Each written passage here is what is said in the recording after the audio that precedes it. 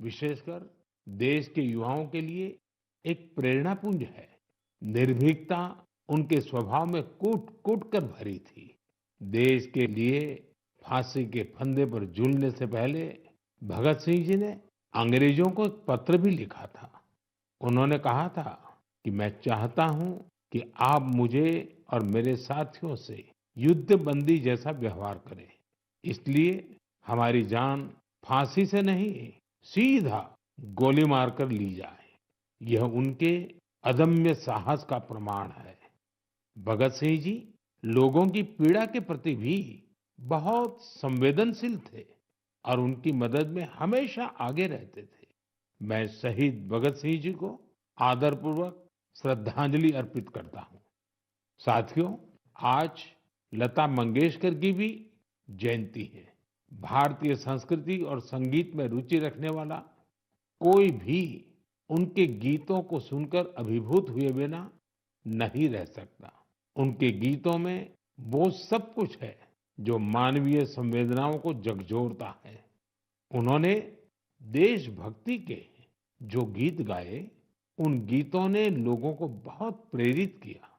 भारत की संस्कृति से भी उनका गहरा जुड़ाव था। मैं लता दीदी के लिए हृदय से अपनी श्रद्धांजलि प्रकट करता हूँ। साथियों, लता दीदी जिन महाविभूतियों से प्रेरित थी, उनमें वीर सावरकर भी एक हैं, जिन्हें वो तात्या कहती थी। उन्होंने वीर सावरकर जी के कई गीतों को भी अपने सुरों में पिरोया। लता दीदी से मेरा स्नेह का जो बंधन था, वो हमेशा कायम रहा। वो मुझे बिना भूले हर साल राखी भेजा करती थी। मुझे याद है, मराठी सुगम संगीत की महान हस्ती सुधीर फडके जी ने सबसे पहले लता दीदी से मेरा परिचय कराया था। और मैंने लता दीदी को कहा कि मुझे आपके द्वारा गाया और सुधीर जी द्वारा संगीतबद्ध गीत ज्योति कलश छलके बहुत पसंद है। साथियों, आप भी मेरे साथ इसका आनंद लीजिए।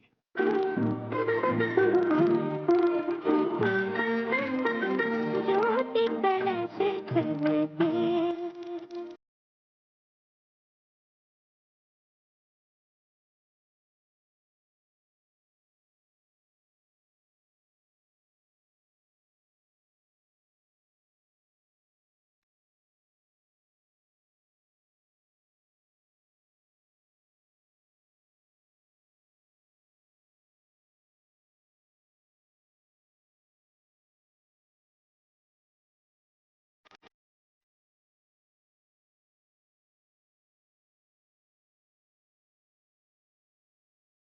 मेरे प्यारे देशवासियों, नवरात्रि के इस समय में हम शक्ति की उपासना करते हैं। हम नारी शक्ति का उत्सव मनाते हैं।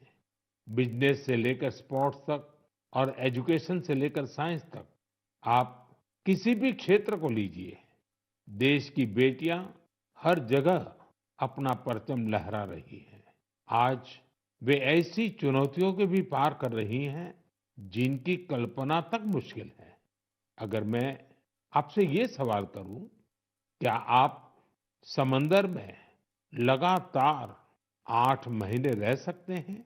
क्या आप समंदर में पतवार वाली नाव यानी हवा के वेग से आगे बढ़ने वाली नाव से 50,000 किलोमीटर की यात्रा कर सकते हैं? और वो भी तब जब समंदर में मौसम कभी भी बिगड़ जाता है। ऐसा करने से पहले आप हजार बार सोचेंगे, लेकिन भारतीय नौसेना की 2 बहादुर ऑफिसर्स ने नाविका सागर परिक्रमा के दौरान ऐसा कर दिखाया है।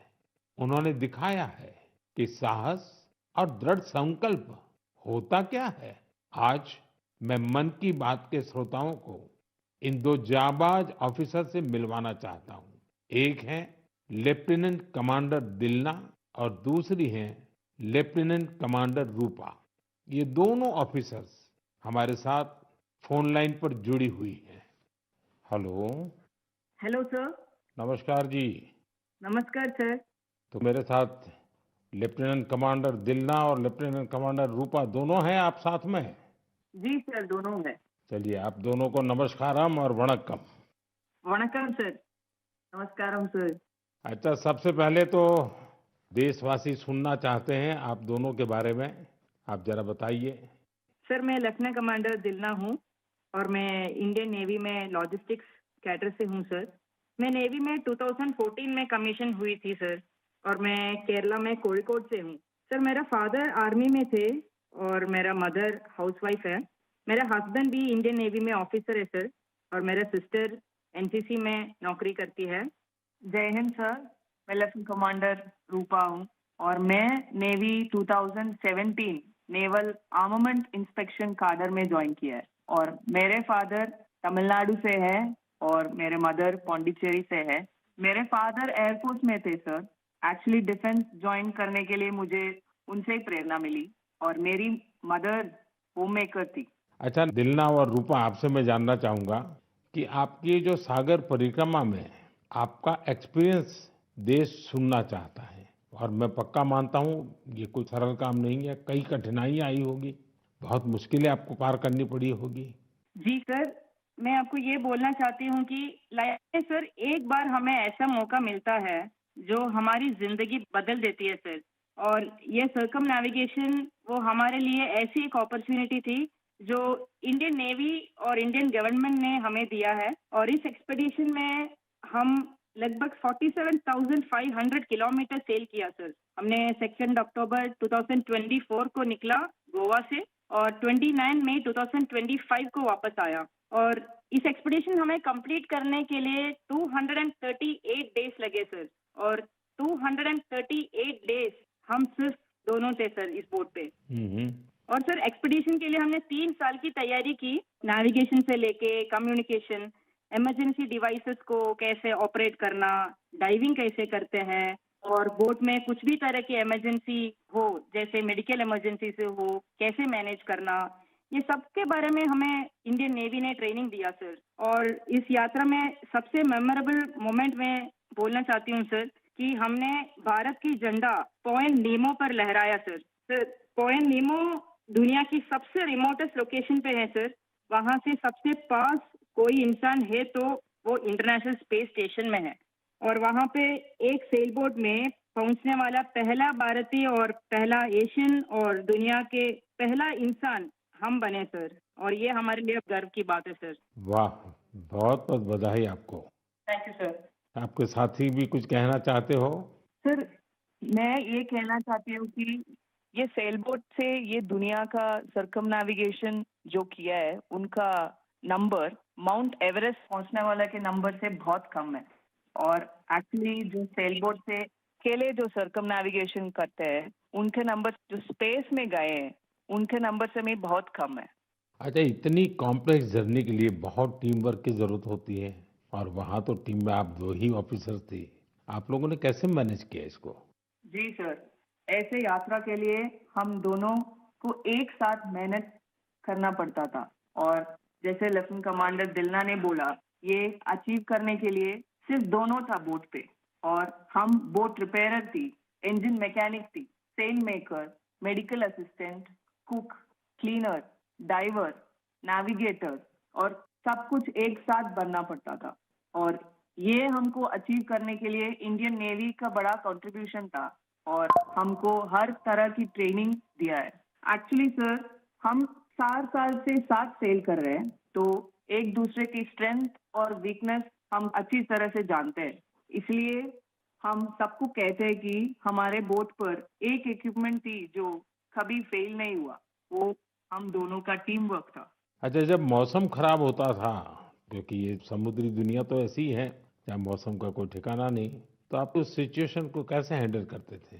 सर हमारा यात्रा में बहुत सारा एडवर्स चैलेंजेस सब थे सर। हम इस एक्सपेडिशन में कई चैलेंजेस फेस करना पड़ा।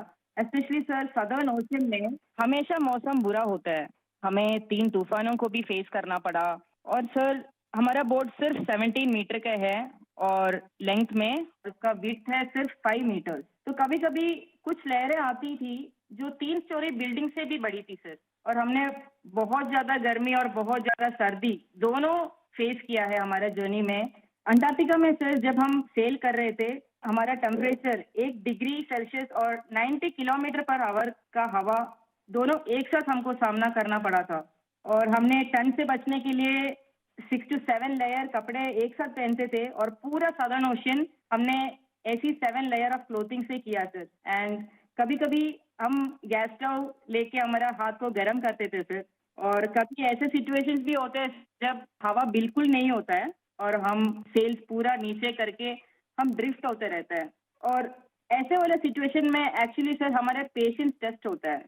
लोगों को सुन करके भी बहुत हैरानी होगी कि हमारे देश की बेटियां ऐसा कष्ट उठा रही हैं।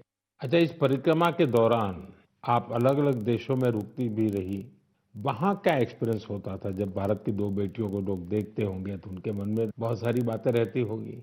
जी सर, हमको बहुत अच्छा एक्सपीरियंस मिला सर। हमने 8 महीनों में 4 जगह पे रुकी थी sir. Australia, New Zealand, port Stanley और साउथ अफ्रीका सर। हर जगह पे एवरेज कितना समय रुकना होता था?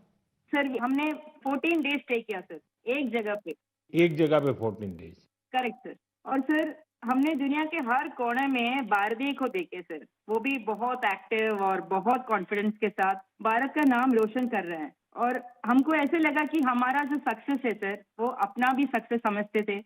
एंड हर जगह पे हमें अलग-अलग एक्सपीरियंस मिला। जैसे ऑस्ट्रेलिया में वेस्टर्न ऑस्ट्रेलियन पार्लियामेंट के स्पीकर ने हमें बुलाया। वो हमें बहुत मोटिवेट किया सर। और हमेशा ये ऐसे सब चीज़ होता है सर, हमें बहुत गर्व होता था। और जब न्यूजीलैंड में गए तब माओरी लोगों ने हमें स्वागत किया और हमारा भारतीय कल्चर के लिए बहुत रिस्पेक्ट दिखाया सर। एंड एक इम्पॉर्टेंट चीज है सर, पोर्ट स्टैनली एक रिमोट आइलैंड है सर, वो साउथ अमेरिका के पास है। वहाँ पे टोटल पॉपुलेशन सिर्फ 3500 है सर। लेकिन वहाँ हमने एक मिनी इंडिया देखा। एंड वहाँ पे 45 इंडियंस थे। उन्होंने हमें अपना समझा और हमें घर जैसा महसूस कराया सर। अच्छा, देश की उन बेटियों के लिए आप दोनों क्या मैसेज देना चाहेगी, जो आपकी तरह ही कुछ अलग करना चाहती हैं? सर मैं लेफ्टिनेंट कमांडर रूपा बोल रही हूँ अभी। मैं आपके माध्यम से मैं सबको ये कहना चाहती हूँ कि अगर कोई भी अपने दिल लगा के मेहनत किया तो इस दुनिया में कुछ भी इम्पॉसिबल नहीं है। आप कहाँ से हो, कहाँ पैदा हुआ है, वो कुछ मैटर नहीं करता।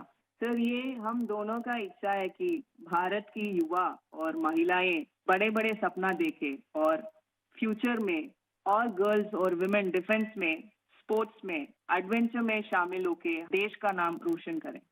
दिलना और रूपा, आपकी बातें सुनकर मुझे भी बहुत रोमांच अनुभव हो रहा है कि कितना बड़ा साहस आपने किया है। आप दोनों को मेरी तरफ से बहुत-बहुत धन्यवाद। निश्चित तौर पर आपकी मेहनत, आपकी सफलता, आपकी अचीवमेंट देश के युवकों को, देश की युवतियों को बहुत प्रेरित करेगी। ऐसे ही तिरंगा लहराते रहिए। भविष्य के प्रयासों के लिए आपको मेरी ढेरों शुभकामनाएं। Thank you sir. बहुत-बहुत धन्यवाद। वणक्कम, नमस्कारम। नमस्कार सर। साथियों, हमारे पर्व, त्योहार भारत की संस्कृति को जीवंत बनाए रखते हैं। छठ पूजा ऐसा एक पावन पर्व है जो दिवाली के बाद आता है। सूर्य देव को समर्पित यह महापर्व बहुत ही विशेष है। इसमें हम डूबते सूर्य को भी अर्घ्य देते हैं, उनकी आराधना करते हैं। छठ न सिर्फ देश के अलग-अलग हिस्सों में मनाई जाती है, बल्कि दुनिया भर में इसकी छठा देखने को मिलती है। आज यह एक ग्लोबल फेस्टिवल बन रहा है। साथियों, मुझे आपको ये बताते हुए बहुत खुशी है कि भारत सरकार भी छठ पूजा को लेकर एक बड़े प्रयास में जुटी है। भारत सरकार छठ महापर्व को यूनेस्को की इंटेंजिबल कल्चरल हेरिटेज लिस्ट यानी यूनेस्को की सांस्कृतिक धरोहर की सूची में शामिल कराने का प्रयास कर रही है। छठ पूजा जब यूनेस्को की सूची में शामिल होगी तो दुनिया के कोने-कोने में लोग इसकी भव्यता और दिव्यता का अनुभव कर पाएंगे।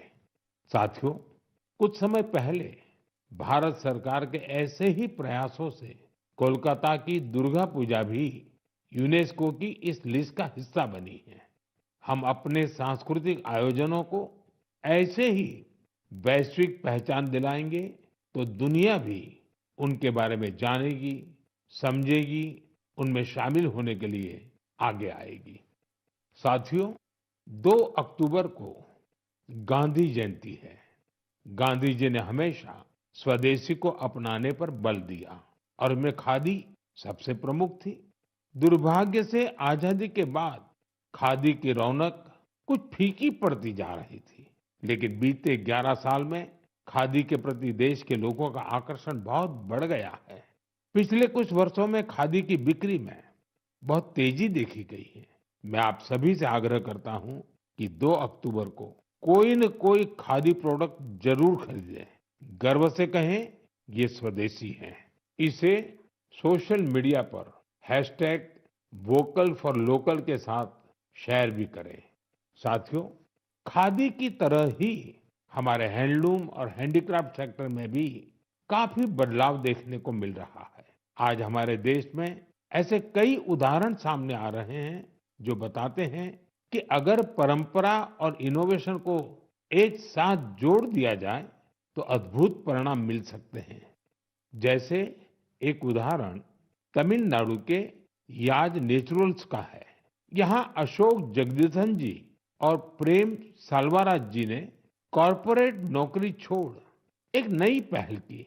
उन्होंने घास और केला फाइबर से योगा मैट बनाए, हर्बल रंगों से कपड़े रंगे और 200 परिवारों को ट्रेनिंग देकर उन्हें रोजगार दिया।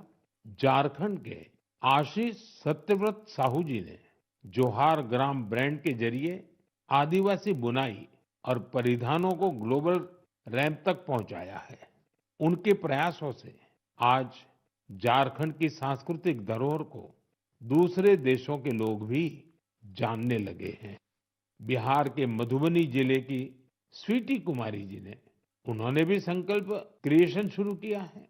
मिथिला पेंटिंग को उन्होंने महिलाओं की आजीविका का साधन बना दिया है। आज 500 से ज्यादा ग्रामीण महिलाएं उनके साथ जुड़ी हैं और आत्मनिर्भरता की राह पर हैं। सफलता की ये सभी गाथाएं हमें सिखाती हैं कि हमारी परंपराओं में आय के कितने ही साधन छिपे हुए हैं।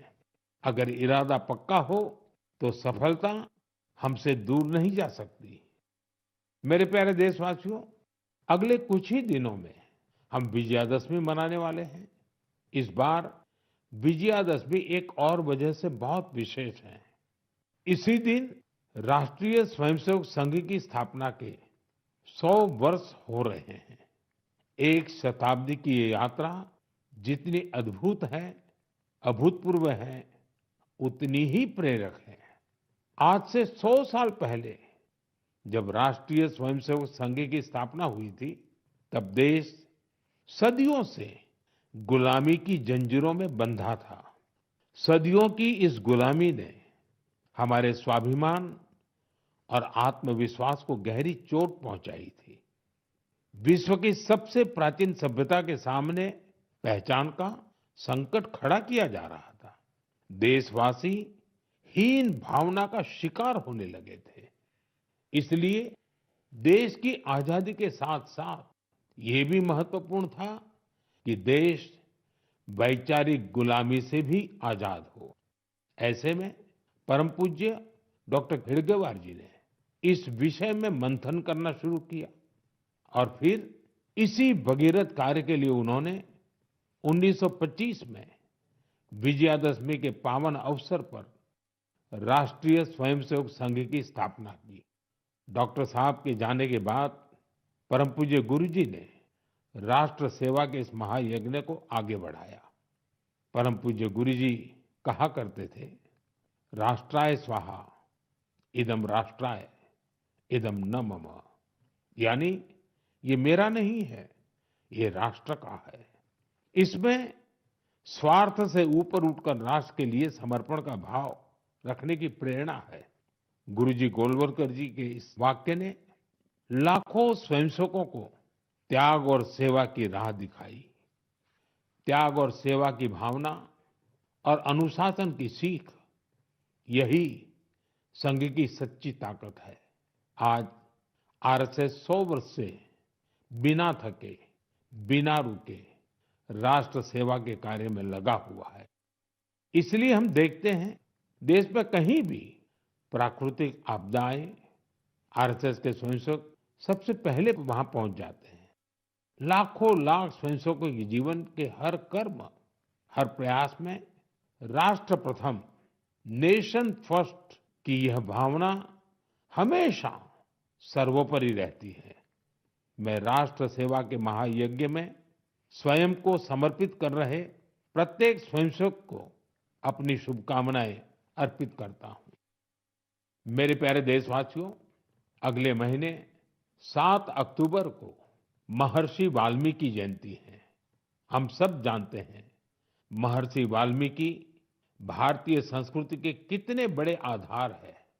ये महर्षि वाल्मीकि ही थे जिन्होंने हमें भगवान राम की अवतार कथाओं से इतने विस्तार से परिचित करवाया था। उन्होंने मानवता को रामायण जैसा अद्भुत ग्रंथ दिया। साथियों, रामायण का ये प्रभाव उसमें समाहित भगवान राम के आदर्शों और मूल्यों के कारण है। भगवान राम ने सेवा, समरसता और करुणा से सबको गले लगाया था। इसलिए हम देखते हैं महर्षि वाल्मीकि की रामायण के राम माता शबरी और निषाद राज के साथ ही पूर्ण होते हैं। इसलिए साथियों, अयोध्या में जब राम मंदिर का निर्माण हुआ तो साथ में निषाद राज और महर्षि वाल्मीकि का भी मंदिर बनाया गया है। मेरा आपसे आग्रह है, आप भी जब अयोध्या में रामलला के दर्शन करने जाएं तो महर्षि वाल्मीकि और निषाद राज मंदिर के दर्शन जरूर करें। मेरे प्यारे देशवासियों, कला, साहित्य और संस्कृति की सबसे खास बात होती है कि ये किसी एक दायरे में बंधी नहीं होती। इनकी सुगंध सभी सीमाओं को पार कर लोगों के मन को छूती है। हाल ही में पेरिस के एक कल्चरल इंस्टीट्यूट सौंठ मंडपा ने अपने 50 वर्ष पूरे किए। इस सेंटर ने भारतीय नृत्य को लोकप्रिय बनाने में अपना व्यापक योगदान दिया है। इसकी स्थापना मिलेना साल्विनी ने की थी। उन्हें कुछ वर्ष पहले पद्मश्री से सम्मानित किया गया था। मैं सौंठ मंडपा से जुड़े सभी लोगों को बहुत बधाई देता हूं और भविष्य के प्रयासों के लिए उन्हें शुभकामनाएं देता हूं। साथियों, अब मैं आपको 2 छोटी ऑडियो क्लिप सुना रहा हूं। इन पर ध्यान दीजिएगा। दयालु सित किन सितना मिनिह कौरुंदो मसबंदे मिनिह गन सोंदिने नैनु वेदो बिंद कुदु सितुवे दयालु सित किन सितना मिनिह कौरुंदो मसबंदे मिनिह गन सोंदिने। अब दूसरी क्लिप भी सुनिए। மனிதன் மனிதனுக்காயில்லையே மற்றதுதான் இங்கு கவலைப்படும் கருணையுள்ளத்தில் பரவிடவே அன்பு செய்வாய் நீ என் தோழா மனிதன் மனிதனுக்காயில்லையே மற்றதுதான் இங்கு கவலைப்படும் கருணையுள்ளத்தில் பரவிடவே। साथियों, ये आवाज इस बात की साक्षी है कि कैसे भूपेन हजारिका जी के गीतों से दुनिया भर के अलग अलग देश आपस में जुड़ते हैं। दरअसल श्रीलंका में एक बेहद ही सराहनीय प्रयास हुआ है। इसमें भूपेन दाजी के प्रतिष्ठित गीत मनुहे मनुहार बाबे, इसका श्रीलंकाई कलाकारों ने सिंहली और तमिल में अनुवाद किया है। मैंने आपको इन्हीं का ऑडियो सुनाया है। कुछ दिनों पहले मुझे असम में उनके जन्म शताब्दी समारोह में शामिल होने का सौभाग्य मिला था। यह वास्तव में एक बहुत ही यादगार कार्यक्रम रहा। साथियों, असम आज जहां भूपेन हजारिका जी की जन्म शताब्दी मना रहा है, वहीं कुछ दिनों पहले एक दुखद समय भी आया है। जुबिन गर्ग जी के असामयिक निधन से लोग शोक में हैं। जुबिन गर्ग एक मशहूर गायक थे, जिन्होंने देश भर में अपनी पहचान बनाई। असम की संस्कृति से उनका बहुत गहरा लगाव था। जुबिन गर्ग हमारी यादों में हमेशा बने रहेंगे और उनका संगीत आने वाली पीढ़ियों को मंत्रमुग्ध करता रहेगा।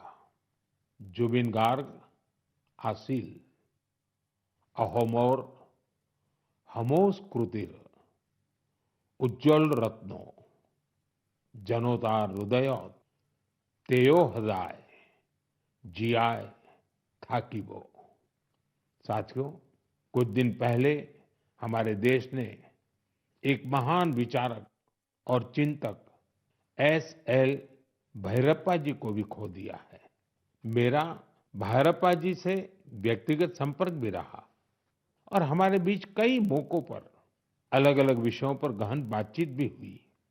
उनकी रचनाएं युवा पीढ़ी के विचारों को दिशा देती रहेगी। कन्नड़ा की उनकी बहुत सारी रचनाओं का अनुवाद भी उपलब्ध है। उन्होंने हमें बताया कि अपनी जड़ों और संस्कृति पर गर्व करना कितना मायने रखता है। मैं एस.एल. भैरप्पा जी को अपनी भावभीनी श्रद्धांजलि अर्पित करता हूं और युवाओं से उनकी रचनाएं पढ़ने का आग्रह करता हूं। मेरे प्यारे देशवासियों, आने वाले दिनों में एक के बाद एक त्योहार और खुशियां आने वाली हैं। हर पर्व पर हम खरीदारी भी खूब करते हैं और इस बार तो जीएसटी बचत उत्सव भी चल रहा है। साथियों, एक संकल्प लेकर आप अपने त्योहारों को और खास बना सकते हैं। अगर हम ठान लें कि इस बार त्योहार सिर्फ स्वदेशी चीजों से ही मनाएंगे, तो देखिएगा हमारे उत्सव की रौनक कई गुना बढ़ जाएगी। वोकल फॉर लोकल को खरीदारी का मंत्र बना दीजिए। ठान लीजिए, हमेशा के लिए जो देश में तैयार हुआ है वही खरीदेंगे। जिसे देश के लोगों ने बनाया है वही घर ले जाएंगे। जिसमें देश के किसी नागरिक की मेहनत है उसी सामान का उपयोग करेंगे। जब हम ऐसा करते हैं तो हम सिर्फ कोई सामान नहीं खरीदते, हम किसी परिवार की उम्मीद घर लाते हैं, किसी कारीगर की मेहनत को सम्मान देते हैं, किसी युवा उद्यमी के सपनों को पंख देते हैं।